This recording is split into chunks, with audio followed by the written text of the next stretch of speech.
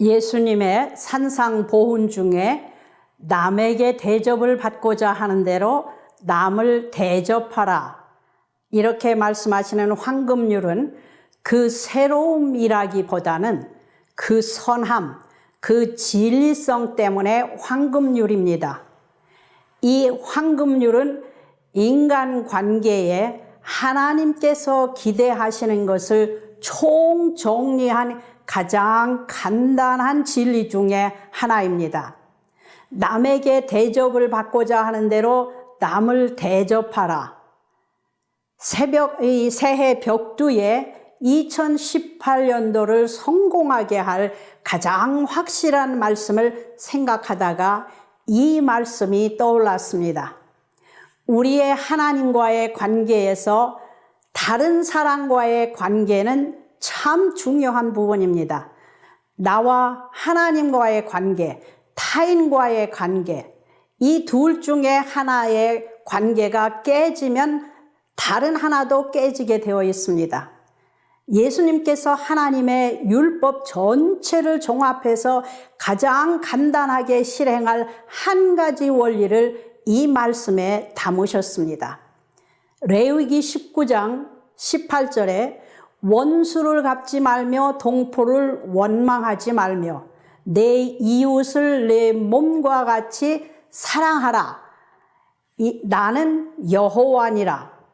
이 말씀은 기본적으로 사람이 최소한 자기 자신은 사랑한다고 하는 것을 간주하는 것입니다. 추우면 옷 입을 줄 알고 허물이 드러나면 스스로 덮을 줄 아는 것입니다. 정신병원에서 아무것도 모르고 정신이 완전히 나가서 식물인간과 같이 앉아있는 사람도 아무의 어떤 말도 듣지 않고 있는 그런 사람도 불이야 라고 소리 지르면 최소한도 그때만은 말을 듣습니다. 밖으로 달려나갑니다. 그만큼 인간은 최소한 본능적으로 자기 생명 보호와 자기 사랑이 있습니다. 우리가 생각할 수 있는 최고의 탁월함이 곧 사랑이라고 하는 것을 아시는 예수님께서 모든 것보다도 먼저 우리에게 사랑을 명하셨습니다. 세상에 아무리 강한 파워라고 해도 사랑의 파워보다 더 강한 것은 없습니다.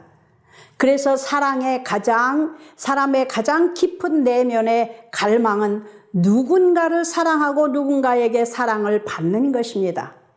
그러나 이 사랑하고 사랑받고 싶은 갈망은 사람들이 문제에 빠지기 쉽게 만듭니다. 그것은 사람들이 만족하게 못할 것들로 그 갈망을 채우려고 하기 때문입니다. 성 어거스틴이 말하기를 우리의 가슴은 하나님 안에서 쉼을 얻을 때까지는 결단코 진정한 쉼이 없다고 했습니다. 우리 가슴에 있는 사랑에 대한 갈망은 궁극적으로는 사랑이신 하나님을 향한 것입니다. 문제는 우리 모두가 때때로 사랑을 향한 우리의 소원을 잘못된 방향으로 향하게 하는 실수를 저지르는 것입니다. 다른 말로 정욕입니다. 우리가 하나님을 향한 사랑을 무언가 제한된 대상으로 향할 때, 특별히 해로운 것으로 향할 때 우리는 공허하게 됩니다.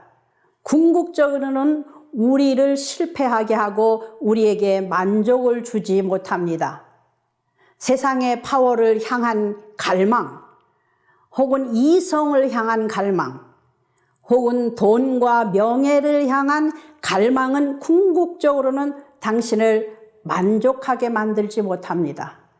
그러나 우리가 하나님의 사랑을 영접하도록 마음을 열면 하나님은 우리가 하나님을 사랑하고 사람을 사랑할 수 있는 깊이와 넓이가 확대됩니다. 하나님은 항상 하나님의 사람들에게 어떻게 서로 대접할 것인가 하는 가이드를 그들 마음속에 주셨습니다. 우리는 훈련을 받지 않으면 그런데도 기본적으로 다 이기적인 경향이 있습니다. 그러나 하나님은 우리가 남을 배려하기를 원하고 계십니다.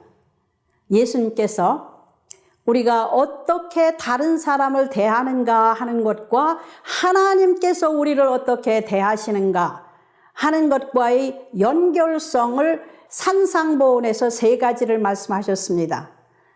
첫 번째로 마태복음 5장 7절에 긍휼히 여기는 자는 복이 있나니 그들이 긍휼히 여김을 받을 것이며, 긍휼, 곧 자비를 원하지만 우리가 다른 사람에게 베풀기는 쉽지 않습니다. 자비를 베푸는 것은 우리에게 주어진 기회이고 권위입니다. 우리가 자비를 베풀 수 있는 기회를 쓰지 않으면 자비를 받을 수 있는 기회를 잃는 것입니다. 우리가 급히 운전하고 가다가 경찰이 세웠을 때에 경고만 하고 우리를 놓아줄 때 얼마나 감사합니까? 그리고 두 번째는 마태복음 6장 3절과 4절에 있는 이 선행에 대한 말씀입니다. 너는 구제할 때에 오른손이 하는 것을 왼손이 모르게 하여 내 구제함을 은밀하게 하라. 은밀한 중에 보시는 너희 하나님께서 갚으시라. 비밀한 선행을 하나님께서 갚아주신다고 하십니다. 저는 얼마나 자주 작은 선행에 대해서 사람의 인정을 받고 싶어 하는지요. 사람의 상보다 하나님의 상을 더 좋아하신다고 하면은 선행을 비밀하게 하시기 바랍니다. 세 번째로 우리에게 죄 지은 자를 사하여 준 것 같이 우리 죄를 사하여 주시옵고, 이 마태복음 6장 12절 말씀입니다. 우리가 하나님께 받는 용서는 내가 타인을 용서해 주는 것과 직접적으로 관계가 있습니다. 당신은 2018년도에 모든 사람을 용서하시기로 작정하시겠습니까? 용서는 당신의 대인 관계의 성공을 급속하게 이루어 주실 것입니다. 1년 전에 혹은 하루 전에 내게 잘못한 사람을 용서하는 것이 곧 오늘과 내일 당신의 대인 관계에 승리하는 비결입니다. 용서하기를 잘하는 사람은 이혼하지 않습니다. 용서하기를 잘하는 사람은 대인 관계가 원활해집니다. 네 번째 영역은 다른 사람을 비판하는 일입니다. 마태복음 7장 1절과 2절에서 예수님께서 비판을 받지 아니하려거든 비판하지 말라. 너희가 비판하는 그 비판으로 너희가 비판을 받을 것이요, 너희가 헤아리는 그 헤아림으로 너희가 헤아림을 받을 것이니라고 하십니다. 우리가 모이면 다른 사람 비판을 전혀 하지 않고 헤어지는 때가 얼마나 됩니까? 누군가가 우리에게 잘못한 것을, 그 일이 있는데 그것을 나의 깊은 심중에서 용서하지 못했기 때문에 이런 일이 생깁니다.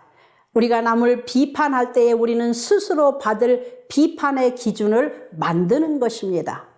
하나님께서 우리도 같은 기준으로 판단하신다고 하십니다. 황금률의 이 핵심은 사랑으로 말미암은 용서가 승리의 비결인 것을 깨닫게 해줍니다. 우리 삶의 기준을 내가 남에게 기대하는 대로 살면 궁극적으로는 성공합니다. 혹시 우리는 성경 말씀은 내가 아닌 다른 모든 사람에게 해당된다고 생각하고 있지는 않습니까? 하나님의 말씀을 생활 속에 실천하려고 많이 힘썼던 감리교 창시자 요한 웨슬러가 이런 시를 남겼습니다. 당신이 할 수 있는 모든 선을 행하십시오.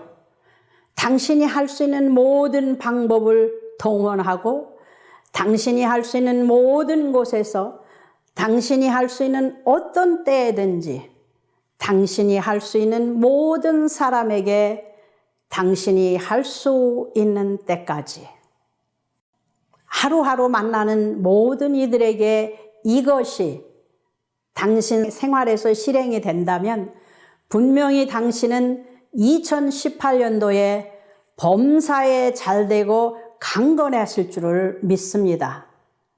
이런 삶을 살기로 다짐하는 당신께 은혜와 축복이 넘치는 2018년도 되시기를 예수님 이름으로 축원합니다. 아멘.